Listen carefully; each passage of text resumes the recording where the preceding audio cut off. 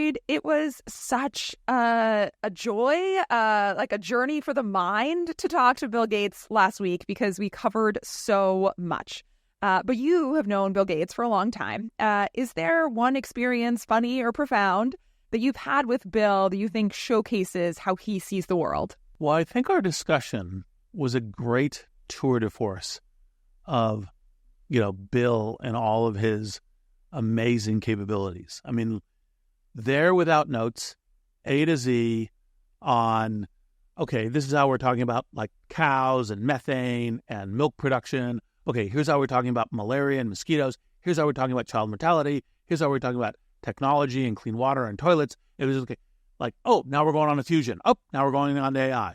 And just that kind of amazing. And one of the things that among Bill's many superpowers is this ability to be, kind of both broad and deep in the subject of knowledge, in thinking about,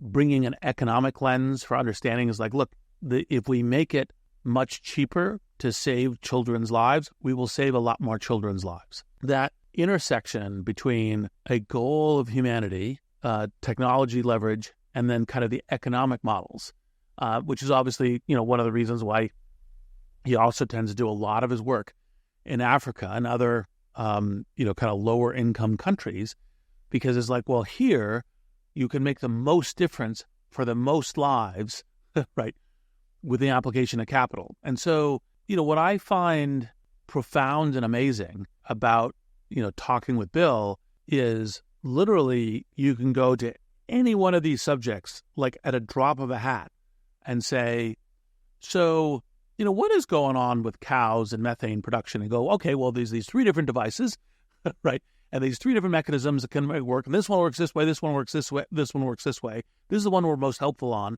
This is the thing you need to have happen. And you're like, I just asked you the question at a dinner party, right? And I'm getting as equivalent of an expert brief because it's the current thing that's, it's like he loads it into mind and then he updates it as he reads and talks to experts in the world and all the rest. And that's, part of the reason that Bill is, the world is so much better because Bill is in it and doing this work. Yeah, to your point, like the fact that he clearly is up to date and has the numbers at his fingertips, or not even at his fingertips, just in his mind on everything he's talking about.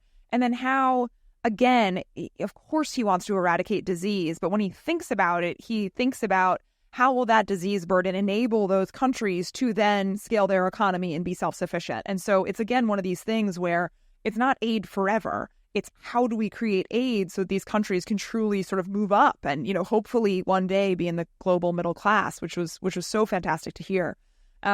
And so, in every possible episode, we ask our guests where they see progress or momentum outside of their industry that inspires you.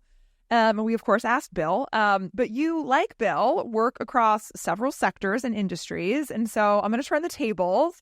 You've had a chance to see how inspiration or solutions in one area might benefit another. So where do you see developments in one field that you think are going to have beneficial applications in another?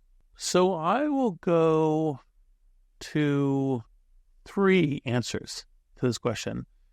One is kind of the most classic one that, as you know, that I'm really focused on, which is kind of how does software and AI make a big impact in the world? And it's everything from, kind of new products and services to transforming industries to enabling individuals to transforming society by having, kind of a medical assistant, a tutor on every smartphone, and all of these things. Because it's in broad brush, it's the world of software, e.g. bits, affecting the world of atoms, right?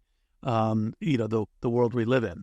And it's everything, from, kind of supply logistics to medicines and pharma to the various subjects we cover on our podcast, Possible Together.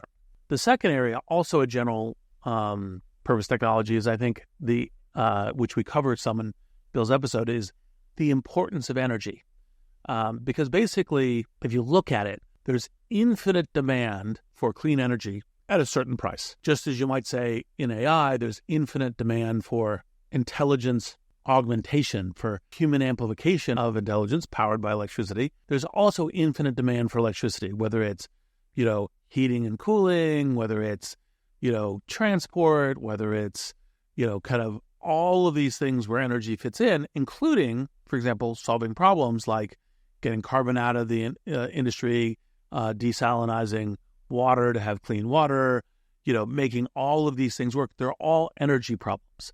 And so as you solve key, and you want to have multiple shots on goal, fusion is obviously the kind of the gold medal shot, because if you can make that work, you can power a whole bunch of things. But, solar and wind and biofuels and all the rest, because all of this makes a huge difference across, once again, almost every industry benefits, almost every activity benefits with, cheap green electricity in terms of how you operate.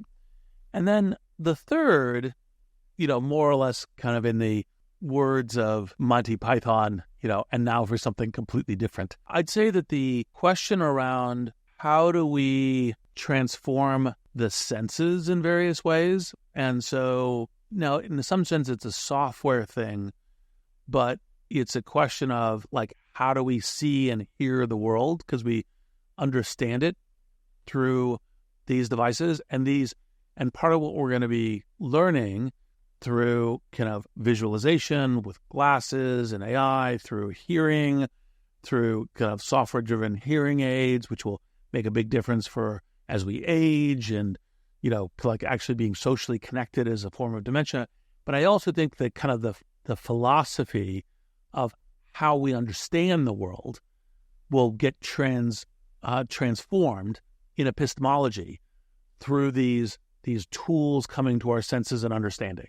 So those are three, and you could describe the last industry as, kind of our epistemology or philosophy, but just, the human condition. No, I love that. And it's funny you brought up the energy point. One of the things that Bill said that really stuck with me is the clean water issue. He's like, it's not a clean water issue. It's an energy issue, full stop. If you can desalinize, if you can transport it, that solves that issue. So energy, let's do it. Possible is produced by Wonder Media Network. It's hosted by Aria Finger and me, Reid Hoffman. Our showrunner is Sean Young.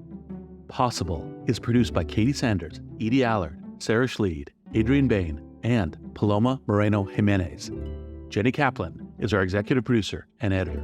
Special thanks to Surya Yalamanchili, Saida Sepieva, Ian Ellis, Greg Beato, Ben Rellis, Parth Patil, and Little Monster Media Company.